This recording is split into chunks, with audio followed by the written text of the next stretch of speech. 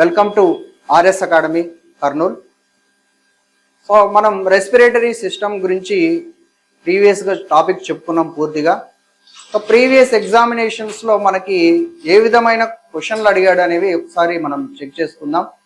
So ఇందులో మనకి ప్రీవియస్గా రెస్పిరేటరీ సిస్టమ్ నుంచి ఏమేమి బిట్లు అడిగాడో ఒకసారి చూద్దాం. In humans respiratory pigments are. So ఇక్కడ హ్యూమన్స్లో రెస్పిరేటరీ పిగ్మెంట్స్ అనేవి ఏంటివని అడుగుతున్నాడు. ఆప్షన్స్ ఒకసారి మనం చూద్దాం. క్లోరోఫిల్. సో క్లోరోఫిల్ అనేది మనకి యాక్చువల్గా ప్లాంట్స్లో మనకు ఉంటుంది. సో హ్యూమన్స్ రిలేటెడ్గా అడుగుతున్నాడు కాబట్టి చూద్దాం. Melanin.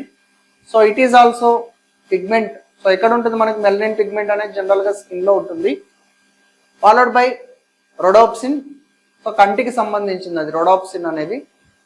Next hemoglobin is the right answer. In humans respiratory pigments are ఉన్నది. So the answer is hemoglobin.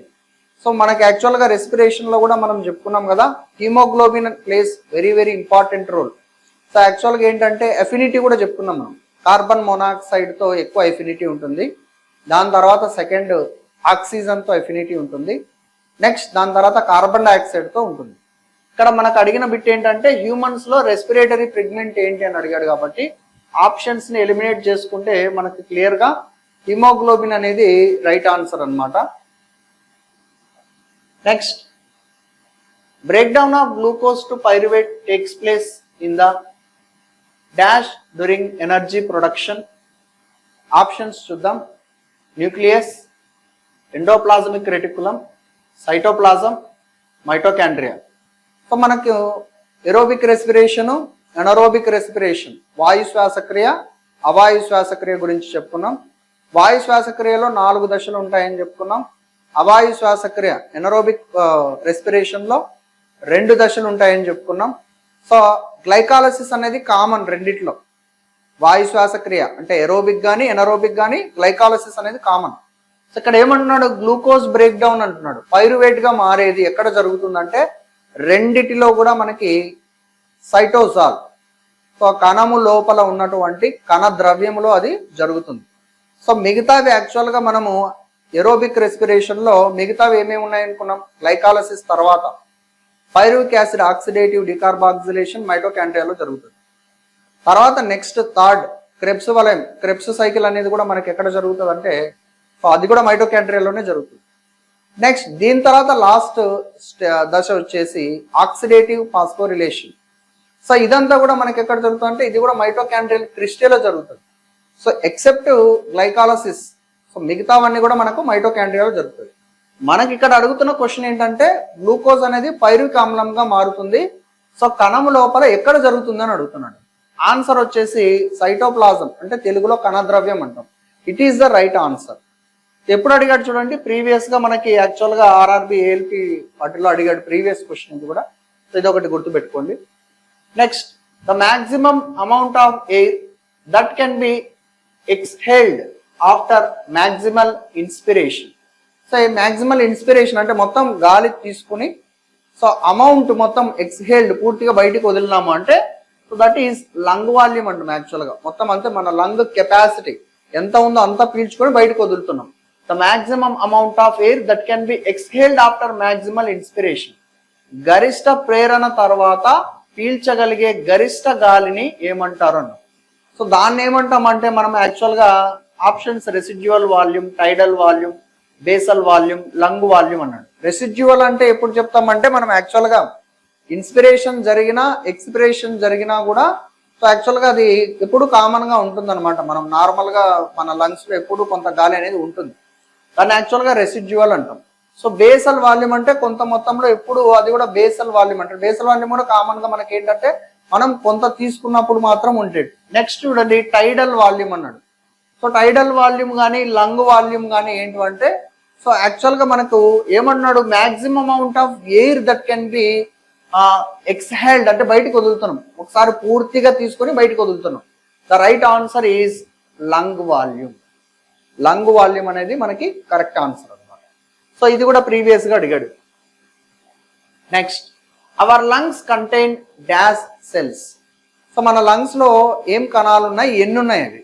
So మనకి ఇక్కడ ఆప్షన్ చూడండి, 100 మిలియన్, 200 మిలియన్, 400 మిలియన్, 300 మిలియన్ అన్నాడు కదా. సో ఇక్కడ ఏంటంటే వాయు గోనులు. సో మనకి లంగ్స్ లో ఏముంటాయంటే వాయు గోనులు, దానిలో ఆల్వియోలై అంటారు. సో ఆల్వియోలైలో మనకి ఎక్కువగా బిట్లు అడుగుతున్నాడు. So they are the structural and functional units of respiratory system. So మనకేంటంటే క్రియాత్మకంగా కానీ నిర్మాణాత్మకంగా కానీ, సో ఆర్ నిర్మాణాత్మకంగా కానీ క్రియాత్మకంగా కానీ ప్రమాణాలుగా దేన్ని పరిగణిస్తారంటే సో ఆల్వియోలైని పరిగణిస్తారు. సో ఈ ఆల్వియోలై సెల్స్ అవి ఎన్ని ఉంటాయంటే 300 to 500 మిలియన్స్ అనేవి మన ఊపిరితిత్తుల్లో ఉంటాయి. సో యాక్చువల్ గ్యాస్ ఎక్స్చేంజ్ అనేది ఎక్కడ జరుగుతుందంటే కూడా ఆన్సర్ ఆల్వియోలయే. ఆక్సిజన్ ని లోపలికి తీసుకొని కార్బన్ డైఆక్సైడ్ ని బయటికి విడుదల చేస్తుంది. గ్యాసెస్ ఎక్స్చేంజ్ ఎక్కడ జరుగుతుంది? సో అవి ఆల్వియోలైలో జరుగుతుంది. అందుకే వాటిని ఏమంటున్నాం, they are the structural and functional units of respiratory system. So ఇక్కడ ఈ 300 మిలియన్స్ అన్నారు కదా, ప్రీవియస్ గా కూడా ఇది ఇంకో క్వశ్చన్ అడిగాడు. సో మొత్తం మనకు టెన్నిస్ కోర్ట్ ఉంటుంది కదా, సో ఈ 300 మిలియన్స్ అన్ని కూడా పరిస్తే ఒక టెన్నిస్ కోర్ట్ ఎంత మెజర్మెంట్స్ ఉంటాయో అంత వ్యాపించి ఉంటుందని చెప్పేసి ప్రీవియస్ గా కూడా బిట్ అడగడం జరిగింది, అది కూడా గుర్తుపెట్టుకోండి. Next, inflammation of the mucous membrane is called bronchitis, hepatitis, iritis and gastritis.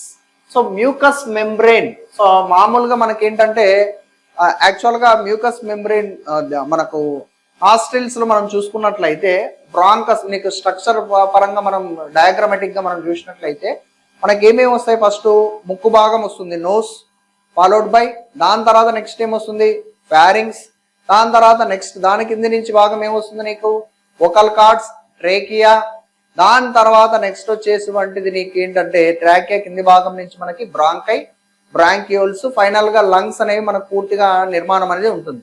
ఇక్కడ ఏమడుగుతున్నాడు, so inflammation of the mucous membrane, వాప్ అన్నాడు. ఇవన్నీ కూడా ఇన్ఫ్లమేషన్లే. సో రెస్పిరేటరీ రిలేటెడ్ సిస్టమ్ గా చూస్తే మనకి bronchitis is the right answer. Bronchitis. Hepatitis అంటే నీకు లివర్ కి సంబంధించింది. హెపటైటిస్ అంటే హెపాటిక్ సెల్స్ యొక్క వాపు, అంటే కాలేయం యొక్క వాపు, అంటే సో దట్ ఈస్ హెపటైటిస్ అంటే inflammation of the liver. Next iritis అన్నాడు, కంటికి సంబంధించింది, అది ఐరిష్ ఉంటుంది కదా, దానికి వచ్చే వాపు. నెక్స్ట్ గ్యాస్ట్రైటిస్ అన్నాడు, స్టమక్. సో స్టమక్ లోపల మ్యూకోజా ఇన్ఫ్లమేషన్ ని గ్యాస్ట్రైటిస్ అంటారు. సో ఇక్కడ మనకి రెస్పిరేటరీ సిస్టమ్ గా బ్రాంకైటిస్ అనేది correct answer. Next, what is the exhaled in human respiration? So మనకు జనరల్ గా హ్యూమన్ రెస్పిరేషన్ లో వ్యర్థవాయువు ఏది అంటే బయటికి వదిలేటువంటి, సో వ్యర్థవాయువు ఎక్స్హాలేషన్ లో జనరల్ గా మనకి ఏం చేస్తుంది అంటే కార్బన్ డైఆక్సైడ్ అనేది మనకి వస్తుంది అనమాట. So mixer of gases, carbon monoxide, oxygen and carbon dioxide. So ఎక్కువగా మనకి మానవ శ్వాసక్రియలో వదిలేటువంటి అంటే బయటికి విడుదల చేయబడేది ఏంటంటే కార్బన్ డైఆక్సైడ్. ఆక్సిజన్ అనేది యూటిలైజ్ అవుతుంది, తర్వాత వ్యర్థవాయువుగా బయటకు వచ్చేదైతే carbon dioxide is the right answer. Which life process converts chemical energy into, so heat energy. Circulation అన్నాడు. సో సర్క్యులేషన్ కి ఇక్కడ యాక్చువల్ గా chemical energy converted into heat energy అన్నాడు. సో సర్క్యులేటరీ సిస్టమ్ లో అదేం జరగదు. Next, nutrition, respiration, excretion. ఇక్కడ ఏంటంటే యాక్చువల్ గా కెమికల్ ఎనర్జీ అంటే ఏం జరుగుతుందంటే మన గ్లూకోజ్ మాలిక్యూల్ ని మనం చూసినట్లయితే C6H12O6, ఇది యాక్చువల్ ఫార్ములా మనకి 6 కార్బన్ కాంపౌండ్. ఏం జరుగుతుంది, ఆక్సిజన్ సమక్షంలో అంటే ఏరోబిక్ రెస్పిరేషన్ లో ఆక్సిజన్ సమక్షంలో ఏం జరుగుతుంది అది, సో ఆ కెమికల్ అనేది హీట్ ఎనర్జీ. నీకు ఏరోబిక్ రెస్పిరేషన్ లో ఏం జరుగుతుంది, 686 కిలో క్యాలరీస్ ఆఫ్ ఎనర్జీ అనేది వస్తుంది అనమాట. వాటితో పాటు ఒక 36 ATPలు అనేవి నీకు ఉత్పత్తి అవుతున్నాయి. సో ఏం జరుగుతుంది, ఒక కెమికల్ అనేది కన్వర్టెడ్ ఇంటూ హీట్ ఎనర్జీగా మారుతుంది. ఎందులో జరుగుతుందంటే ఆన్సర్ ఈజ్ రెస్పిరేషన్. సో మనకి కరెక్ట్ ఆప్షన్ ఏంటి, respiration is the right answer. So ఈ విధంగా మనకి ప్రీవియస్ గా రెస్పిరేటరీ సిస్టమ్ నుంచి క్వశ్చన్స్ అయితే అడుగుతున్నారు. సో మీరు చదువుకునేటప్పుడు కొంచెం నీట్గా ఆ మ్యాటర్ని కంప్లీట్గా చదువుకుంటూ బిట్స్ ప్రాక్టీస్ చేసినట్లయితే ఈజీగా గుర్తుంటాయి. అదేవిధంగా మీకు ప్రతి సబ్జెక్ట్ కూడా ఇంపార్టెంట్ కాబట్టి, ప్రతి టాపిక్ కూడా ఇంపార్టెంట్ కాబట్టి ఆ టాపిక్ ని కంప్లీట్ అయిన వెంటనే బిట్స్ ప్రాక్టీస్ చేసినట్లయితే మీరు ఈజీగా ఎగ్జామినేషన్లో ఆన్సర్ చేసుకోవడానికి అవకాశం ఉంటుంది. సో అందరికీ, ఆస్పిరెంట్స్ అందరికీ, సో థ్యాంక్ యూ.